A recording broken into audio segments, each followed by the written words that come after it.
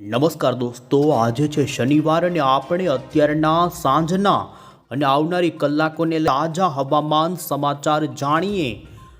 તો દોસ્તો જાણી લો કે અરબ સાગરમાં ઊભા થયેલા ગંભીર શક્તિ નામના ચક્રવાતે અત્યારે અરબ સાગરના કયા ભાગોમાં તાંડવ મચાવવાની શરૂઆત કરી દીધી છે। અત્યારે આવી રહેલી ભારતીય હવામાન વિભાગની દોસ્તો લેટેસ્ટ આગાહી ખાસ આજના વિડીયોને તમે અંત સુધી જોઈ લેજો, જેમાં આ વાવાઝોડાનો આગળના દિવસોનો માર્ગ ફરી દોસ્તો આ વાવાઝોડું વળાંક લઈને ગુજરાતના દરિયાકાંઠે આવે। હવામાન વિભાગે ગુજરાતના દરિયાના કાંઠાના વિસ્તારો માટેની ચેતવણી જે જાહેર કરી છે ને આપણે જાણીશું કે આ વાવાઝોડું અત્યારે ગુજરાતના દ્વારકા અને કચ્છના દરિયાથી કેટલા કિલોમીટર દૂર અરબી સમુદ્રની અંદર અત્યારે જોવા મળી રહ્યું છે। થોડી વાર પહેલા જ આ વાવાઝોડું દોસ્તો સિવિયર સાયક્લોન એટલે કે તીવ્ર વાવાઝોડાની અંદર પરિવર્તિત થયું છે ને ગંભીર વાવાઝોડાના કારણે અમે તમને અત્યારે દોસ્તો આ વાવાઝોડાના ઉપગ્રહ ઉપરથી લેવામાં આવેલા જોઈ શકો છો સેટેલાઇટ પિક્ચરો દેખાડી રહ્યા છીએ, જેમાં શક્તિ નામના વાવાઝોડાની આંખના થયા છે દર્શન। જી હા દોસ્તો, તમે અહીં સ્પષ્ટ જોઈ શકો છો આ વાવાઝોડું અત્યારે મધ્ય ઉત્તર અરબી સમુદ્રની અંદર જોવા મળી રહ્યું છે ને જેમાં તેની આંખના દર્શન થયા છે। દોસ્તો કોઈ પણ વાવાઝોડાની આંખ કે જ્યાંથી તમે ઉપરના ભાગોથી નીચેની તરફ જોવો તો એકદમ સ્પષ્ટ વાતાવરણ હોય છે, જેમાં વાદળો પણ નથી જોવા મળતા ને અહીં અમે તમને આ શક્તિ વાવાઝોડાની આંખના અહીં દર્શન કરાવી રહ્યા છીએ।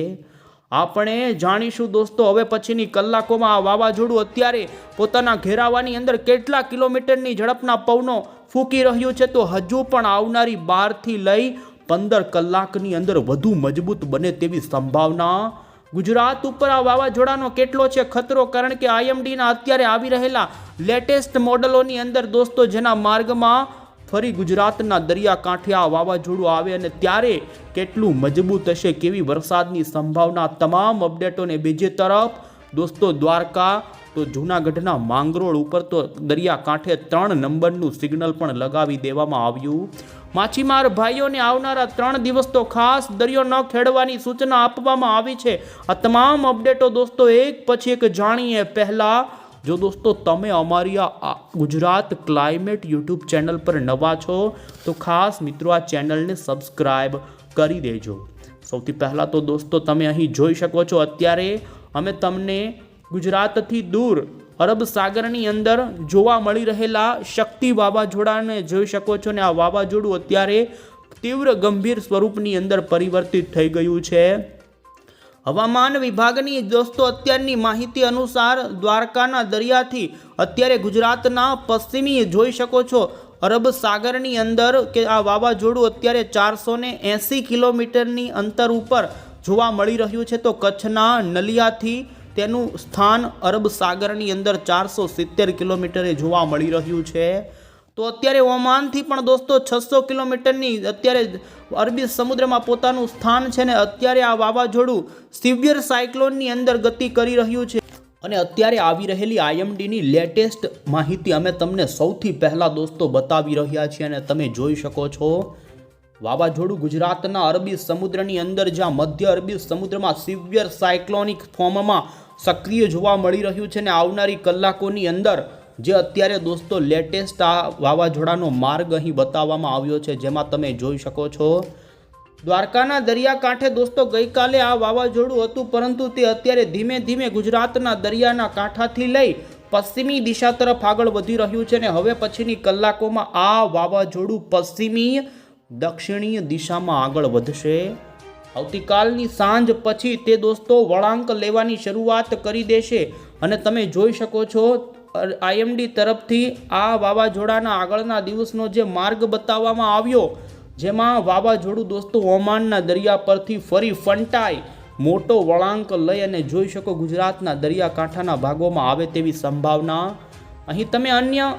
IMDનો રજૂ કરેલો મેપ જોઈ શકો છો, આ ટ્રેક વાવાઝોડાનો અહીં બતાવવામાં આવ્યો છે, જેમાં અત્યારે વાવાઝોડું આ સ્થિતિ ઉપર જોવા મળી રહ્યું છે ને ધીમે ધીમે હજુ પણ આવનારી કલાકોમાં વધુ મજબૂત થાય અને જેમાં ખાસ કરીને આવનારી દોસ્તો 12-24 કલાકમાં ખૂબ મજબૂત થઈ જાય ને 110 કિલોમીટરની ઝડપના પવનો સાથે તે મજબૂત બની શકે।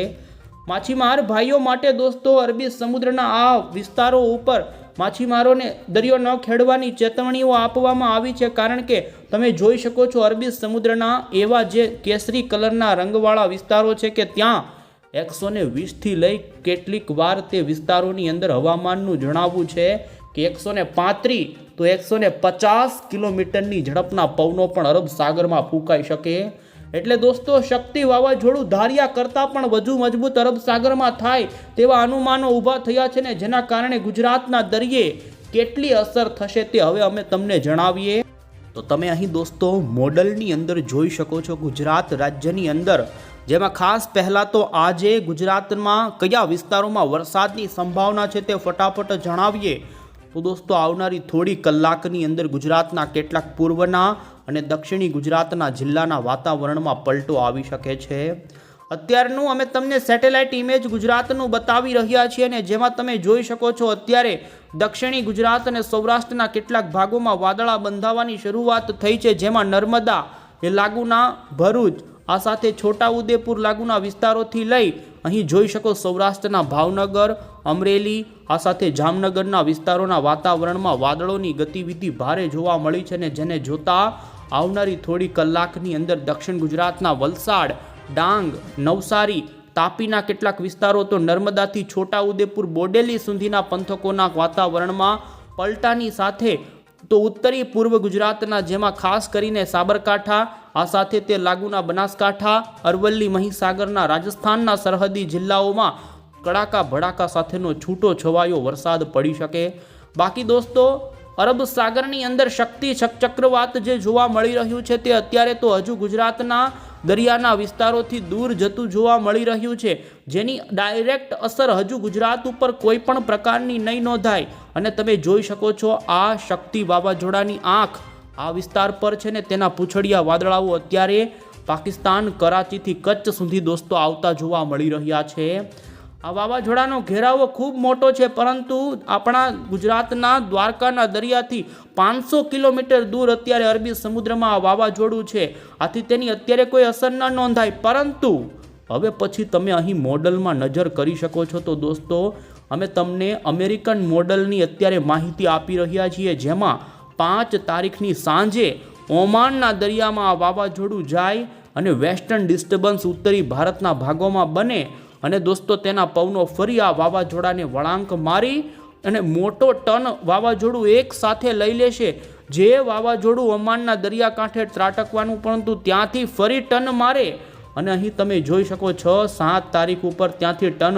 મારતું પરંતુ ત્યાર પછી આવતીકાલ સાંજ રાત્રિથી વાવાઝોડું દોસ્તો નબળું પડવાની શરૂઆત થઈ જશે. વેસ્ટર્ન ડિસ્ટર્બન્સ અને એન્ટી સાયક્લોન વાળી ગતિવિધિના કારણે વાવાઝોડું નબળું પડવાની સંભાવના છે ને જેને લઈ તમે જોઈ શકો છો 8-9 ઓક્ટોબર ઉપર આ વાવાઝોડું નબળું પડવાની સાથે આપણા ગુજરાતના સૌરાષ્ટ્રના દરિયાના કાંઠાના વિસ્તારો સુધી આવે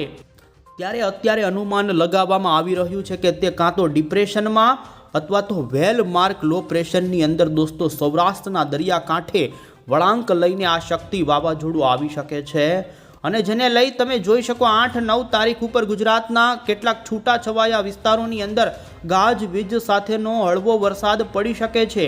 આમ આ વાવાઝોડાની અસર દોસ્તો સૌરાષ્ટ્રના અને કચ્છના દરિયાના કાંઠાના વિસ્તારોમાં વરસાદ સ્વરૂપે થાય તો કોઈક જગ્યાએ હળવો ભારે પવન ફૂંકાઈ શકે, બાકી કોઈ મોટા વરસાદની સંભાવના કે પછી મોટું વાવાઝોડાની તારાજી તબાહી સર્જાય એ પ્રમાણેનો માહોલ આ વાવાઝોડાને લઈ ગુજરાતમાં થાય તેવું નથી. અહીં જોઈ શકો છો આમ તો ગુજરાતમાં આવનારા 6, 7, 8 અને 9 તારીખ દરમિયાન છૂટાછવાયા ઘણા ભાગોમાં વરસાદની ગતિવિધિ દોસ્તો કડાકા ભડાકા સાથેની રહે, જેમાં દક્ષિણ ગુજરાત, મધ્ય ગુજરાતના વાતાવરણની અંદર, પરંતુ વાવાઝોડું ડાયરેક્ટલી દોસ્તો ગુજરાત ઉપર કોઈ ખતરો જોવા નથી મળતો. વધુમાં તમે દોસ્તો IMD તરફથી અત્યારે જે લેટેસ્ટ અત્યારે હવામાનનું ગુજરાત સહિત કચ્છ સૌરાષ્ટ્ર માટેનું જે વરસાદને લઈ એલર્ટવાળી વોર્નિંગ આપી છે, જેમાં તમે જોઈ શકો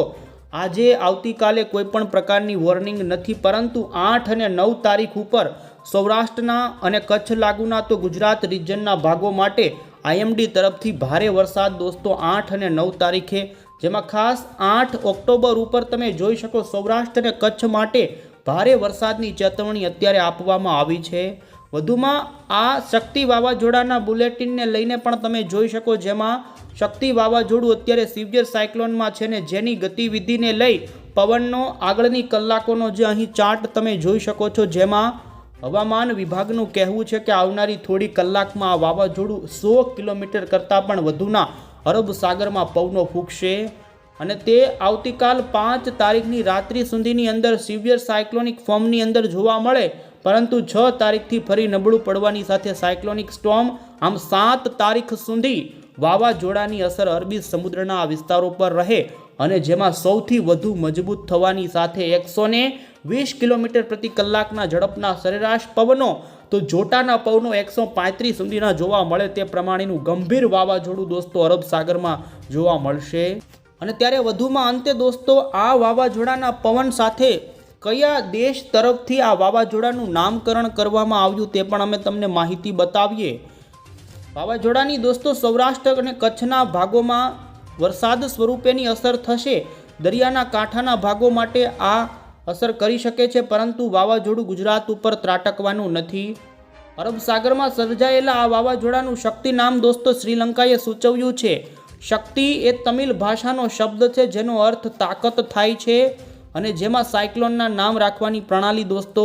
2024થી અમલમાં આવીને જેમાં ભારત, બાંગ્લાદેશ, માલદીવ્સ, મ્યાનમાર, ઓમાન, પાકિસ્તાન, શ્રીલંકા અને થાઇલેન્ડ જેવા ભાગ લે છે. અને વાવાઝોડાનું નામ ટૂંકું, સરળ અને અપમાનજનક ન હોય તેવું જોઈએ અને નામકરણની આ પદ્ધતિમાં શ્રીલંકાનો વારો છે ને દોસ્તો, જેમાં આ શક્તિ વાવાઝોડાનું નામ શ્રીલંકા દેશ તરફથી આપવામાં આવ્યું.